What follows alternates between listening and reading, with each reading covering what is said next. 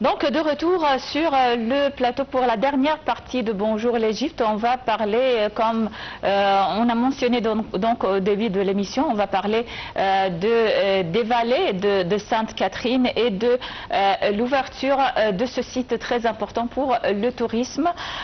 Et pour parler davantage de ce sujet, on a au plateau Madame Doua Elhemi, qui est journaliste à El Ahram Hebdo. Bonjour Madame Doua Elhemi. Bonjour. Donc, merci d'accepter notre invitation à NAS TV International. Aujourd'hui, on va parler donc d'un sujet très important. On sait tout le monde le monastère de Sainte-Catherine, mais aujourd'hui, on va parler des vallées ou la vallée de Sainte-Catherine. Vous venez de dire donc que ce n'est pas une vallée, ce sont des vallées. Ouais. Oui. Ce sont des vallées. Et parlez-nous donc de cet événement qui est là, donc l'ouverture des vallées de Sainte-Catherine pour le tourisme. Oui.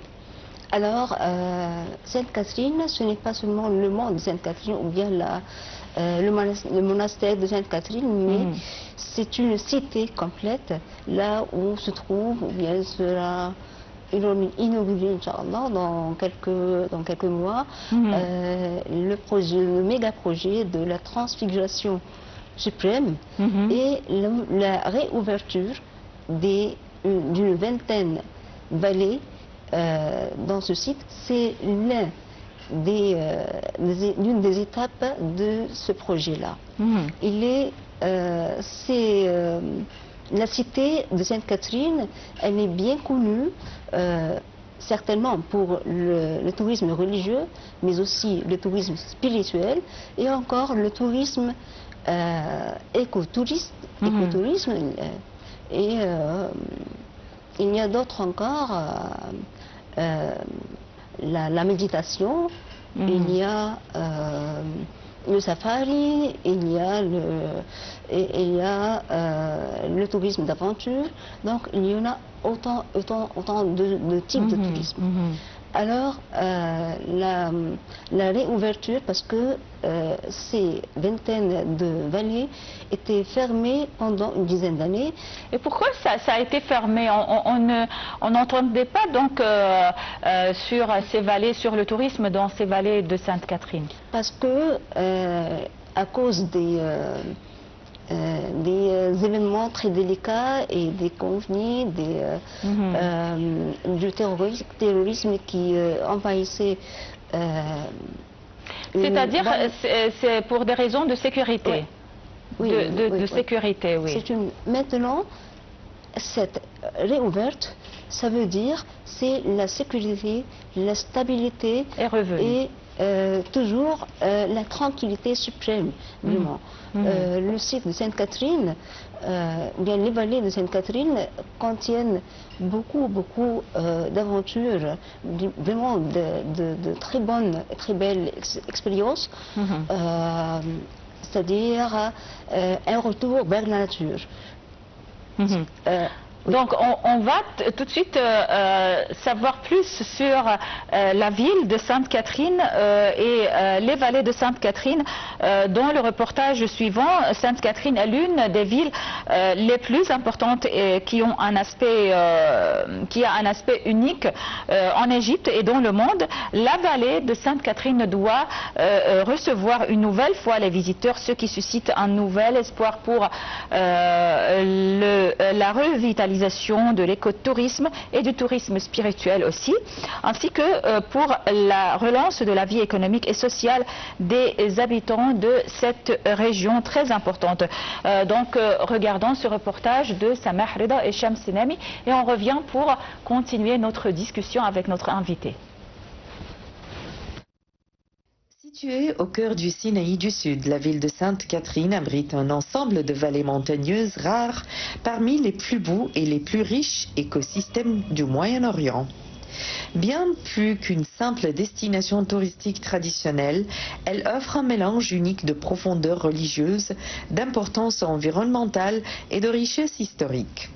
L'annonce de la réouverture des vallées de Sainte-Catherine au tourisme après des périodes de fermeture ou de restriction d'accès suscite un nouvel espoir pour la revitalisation de l'écotourisme et du tourisme spirituel, ainsi que pour la relance de la vie économique et sociale des habitants de la région, tout en préservant le caractère exceptionnel de ce lieu unique. Sainte-Catherine jouit d'un statut mondial unique. C'est la seule ville d'Égypte située à plus de 1600 mètres d'altitude, entourée des plus hauts sommets du pays, et notamment le mont Sinaï et le mont Catherine. La ville est réputée pour le monastère Sainte-Catherine, l'un des plus anciens monastères chrétiens au monde, lieu de pèlerinage et de tourisme spirituel et site inscrit au patrimoine mondial de l'UNESCO.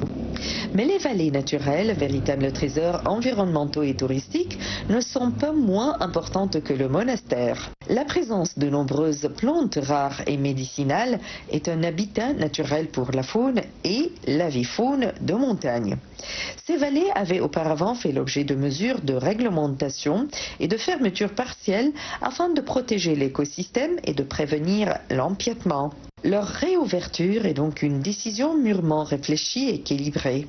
Le soutien du gouvernement égyptien au projet de la Grande Transfiguration vise à développer la région tout en préservant son caractère spirituel et environnemental.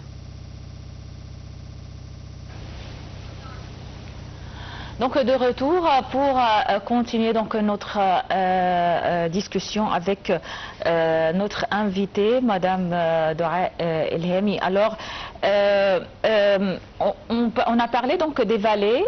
Oui. Il y a plusieurs vallées donc de Sainte-Catherine. Qu'est-ce qui caractérise chaque vallée? D'accord. Il y en a une vingtaine. Chaque vallée se caractérise, il y a ses caractéristiques, ou bien son aspect particulier. Oui, elle est bien connue par une chose. L'une est bien connue pour les sources d'eau. Les sources d'eau, ces sources, c'est une station pour les touristes ou pour se désaltérer. Cette source d'eau, elle est froide pendant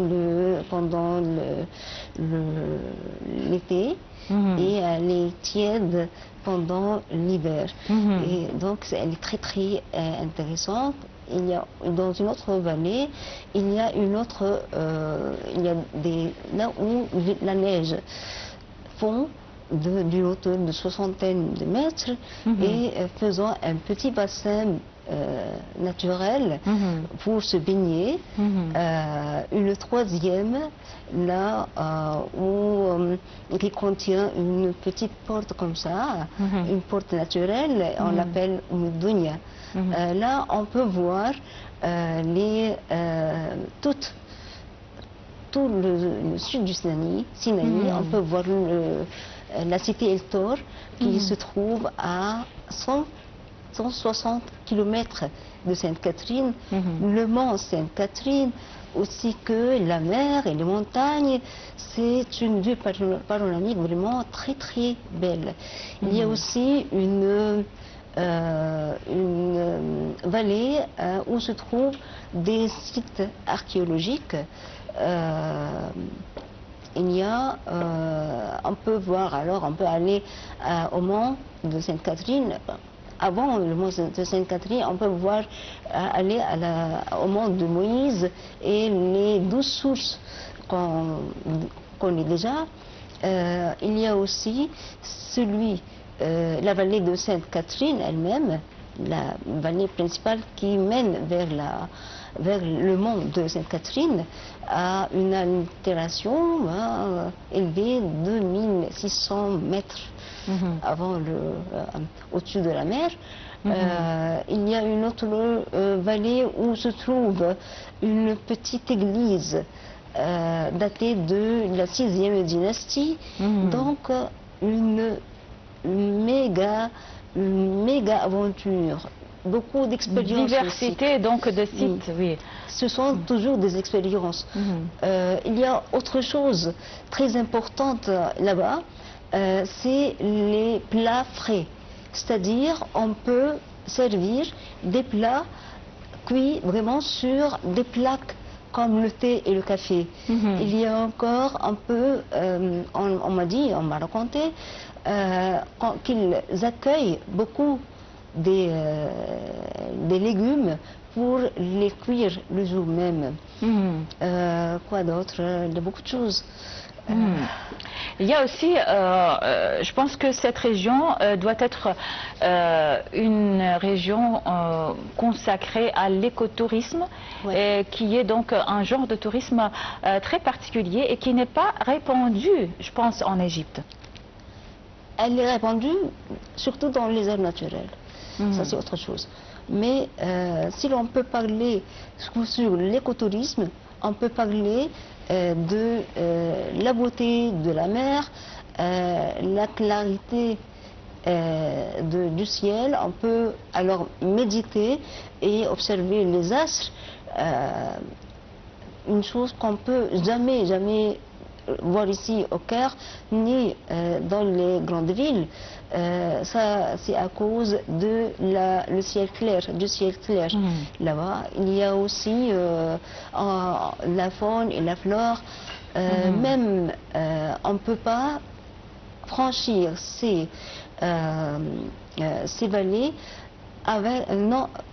sans l'aide des Bédouins. Les Bédouins nous aident beaucoup parce que eux, ils connaissent très bien leur Ils sont des voie. guides là-bas. Oui, ils sont des guides touristiques, écotouristiques, parce que eux, ils nous servent à nous servir, à nous donner des informations sur l'importance de chaque vallée, sur la faune, sur la flore.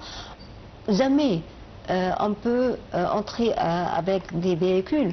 Les véhicules sont complètement dépendus pour ne pas pour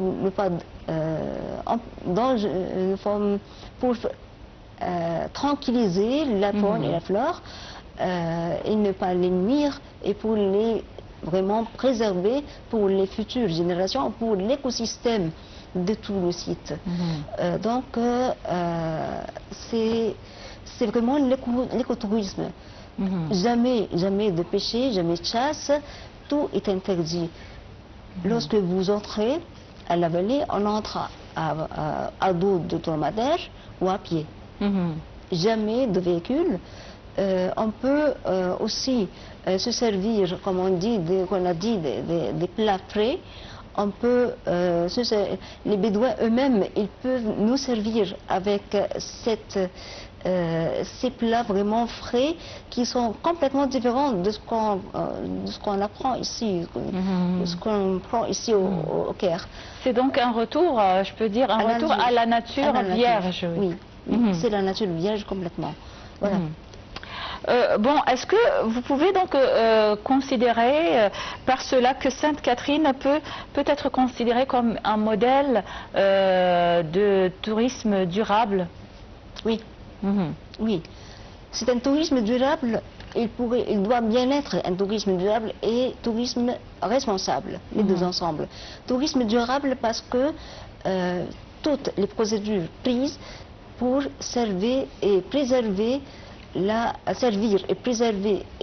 respecter l'écosystème et l'écotourisme là-bas, c'est-à-dire garder le chantier tel qu'il est, ne rien ajouter et ne rien prendre. C'est-à-dire ne jamais prendre quelque chose comme souvenir, par exemple.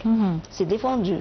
Et aussi, c'est un tourisme responsable et c'est le tour. C'est la responsabilité du guide qui doit conseiller le touriste à respecter la nature. Et est-ce que vous avez constaté qu'il y a un intérêt accru, un intérêt considérable de la part des touristes étrangers pour la région de Sainte-Catherine par rapport, en comparaison des années précédentes? Oui, Parce que il y a toujours une petite introduction ou bien un petit, ça on le trouve là-bas dans les centres de tourisme. Il y a un centre d'accueil. Ce centre, dans ce centre on peut voir un petit film sur les trésors du site, les trésors de ces vallées-là, ce qu'on peut prendre et comment on peut servir et on peut respecter ce site-là. Et on doit toujours respecter. Ce que j'ai vu avec les touristes en général qui vont à Sainte-Catherine, ils sont vraiment responsables, ils connaissent très bien la valeur de ce site-là.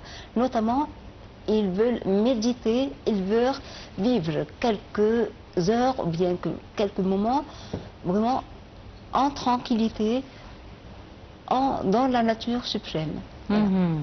Oui, aussi cette région, bien sûr, est connue à la base par le tourisme religieux, vu le monastère de Sainte-Catherine et le grand projet, donc le méga projet qui est en cours de la grande transfiguration. Comment donc vous voyez qu'il y a un équilibre? Est-ce qu'on peut faire cet équilibre entre la préservation du patrimoine, la préservation du patrimoine naturel, de la nature, et de conserver donc cette richesse naturelle, et la modernisation, la rénovation de ces sites-là à travers ce méga projet? D'accord. Ce que j'ai connu, et grâce aux témoignages des Bédouins et des habitants de Sainte-Catherine, et mes recherches aussi, tous les motels qui ont fait, donc il n'y a pas des hôtels de 6 étoiles, 7 étoiles avec des gratte-ciel, etc. Mais non, ce sont tous des petits motels construits avec les matériaux des sites eux-mêmes. Mais aussi, il y a aussi les voies, le pavage, c'est-à-dire les routes qui ont été pavées, bien qui sont pavées, elles facilitent d'y aller, d'accéder au site, mais aussi ces routes pavées avec des matériaux du site lui-même, c'est-à-dire il n'y a rien de différent hors du site. Ils se sont utilisés, je peux dire que c'est comme l'oasis de Siwa, par exemple. Les maisons ou les motels là-bas, ils sont construits avec des matériaux donc de la nature, et comme les bâtiments de tout l'oasis. Jamais de gratte-ciel. Il y a une hauteur bien respectée. Et il y a un matériel bien respecté, le matériau du site lui-même, prise des rochers, et bien d'autres. Il y a aussi il y a des échos,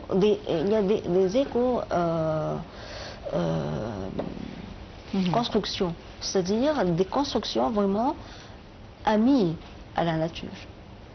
Oui, bien sûr.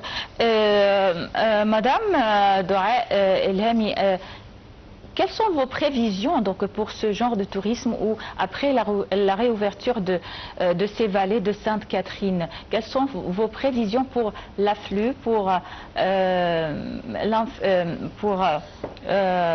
l'afflux des touristes vers cette région? Alors, les touristes attendaient cette réouverture impatiemment. Oui. Vraiment. Beaucoup d'amis et de lecteurs m'ont envoyé des mails. C'est une grande chance pour nous. Nous voulons vraiment visiter le site parce que on a attendu pendant plus d'une dizaine d'années pour y aller. Alors, ils attendent d'y aller. C'est un afflux pour le tourisme, responsable toujours, comme je viens de dire, et du respect de la nature. C'est le retour à l'un des saints, des sites les plus saints du monde entier. Oui. Et là, c'est un site vraiment unique et plein de spiritualité qu'on doit. Les touristes eux-mêmes, ils attendent d'y aller. Ils veulent même respecter. Lorsqu'on y va, vraiment, on enlève les souliers pour s'y pénétrer. Eux, ils veulent vivre toute cette... Oui, une région bien sûr sacrée. C'est un grand afflux. Oui, sacrée, et on espère bien donc un afflux massif des touristes vers cette région de Sainte-Catherine, la ville et les vallées qui ont été ouvertes au public, et au tourisme bien sûr. Malheureusement, on arrive à la fin de cette discussion. Madame Dora Elhami, journaliste à El Ahram Hebdo, merci beaucoup pour d'avoir accepté notre invitation à Nile TV International. Vous êtes toujours la bienvenue. Merci. Merci et passez une excellente journée. Et voilà, c'était donc tout pour cette édition de Bonjour l'Égypte.